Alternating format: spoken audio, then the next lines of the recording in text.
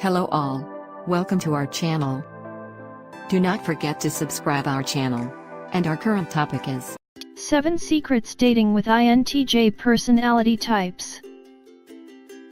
If you're an INTJ personality type, you may have always struggled to find a partner who understands you. Many INTJs eschew short-term flings and hit the brakes at the first sign of infatuation, because they're already wondering if it will work long-term.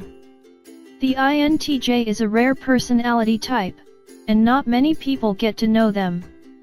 As a result, INTJs are careful about committing and wait a long time to let people in. So what should you know when you're dating an INTJ? In true INTJ fashion, I'm going to share with you some secrets about dating an INTJ personality type. If you find this information is helpful to you, make sure to like this video and subscribe to this channel, so you won't miss any of our interesting updates in the future. 1. We're fiercely loyal. Or rather, we're methodically loyal. This is part of our wiring. From a young age, most INTJs have a hard time understanding when someone doesn't really mean what they say. As adults, this translates to us being wary of people who don't keep their word or follow through on plans. To us, honesty is not just ethical, but practical. Any dishonesty in a system means results cannot be predicted or trusted. A relationship is a system and we need to be able to project a strong chance of long-term happiness. Plus, many of us have been burned in the past. We let very few people into our inner circle, and when we do, we have high expectations. A single letdown can leave scars. Loyalty doesn't mean just fidelity. We have a sense of personal dedication to our partner, and we expect to receive that in return. We want a partner who believes in our work, our goals, and our abilities. We believe competence and loyalty go hand in hand. We do not trust a partner who simply cheers for us if we cannot also count on their counsel and good judgment. We are the type of partner who will drop everything and come to you in your time of need. Or more likely, rearrange everything so nothing gets dropped. You can count on us. 2. We want you to succeed. We show our love by helping you reach your goals. We view all problems as inherently solvable, including problems like lack of wealth, fame, or career success. We may or may not value the same outcomes as you, but if we know exactly what your goals are, we immediately become your coup. If the INTJ is immature, or if we don't understand your goals correctly, we may come off as bullying you into something you don't want to do. If you say this out loud, we will stop. Reciprocation is appreciated, but we're also self-sufficient. All we really ask is that you understand how much our work means to us, and that you show your support. For bonus points, brag about us. We are bad at bragging about ourselves. 3. But please leave us alone. INTJs need a ridiculous amount of alone time, possibly more than any other type. And alone time for us means time with no distractions. We don't make small talk when we're INTJing. This is how we create our vast plans or do our best work. Without it, we can't accomplish things. And an INTJ who doesn't accomplish things is like a plant with no water. We know this can be off-putting. An INFJ recently told me, "When I've had a day to myself I feel recharged and I want to see my friends." When you've had a day to yourself I feel like you just want another day to yourself. Make it a week, please. There's no way to change this about us, but we will make time for you if you ask.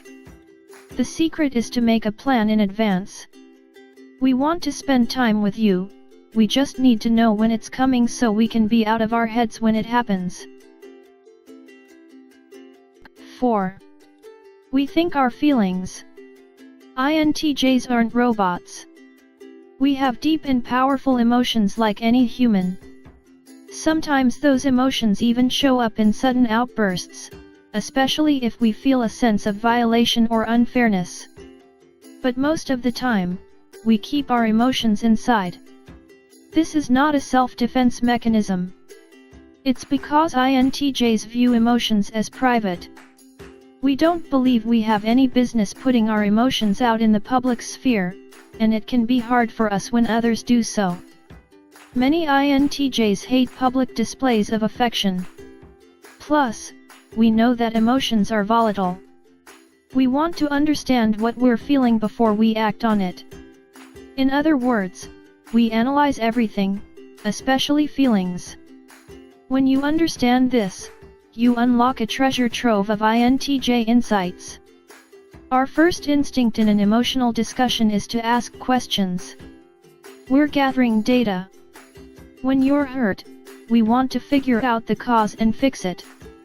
Reassuring language does not reassure us. Insights and solutions do. If we express our feelings, we're only hypothesizing. We're not sure how we feel. We need closure. We cannot be over a fight without closure. 5. You need to be a lot more blunt. INTJs are so honest that we easily rub people the wrong way. But we're not offended by bluntness in return.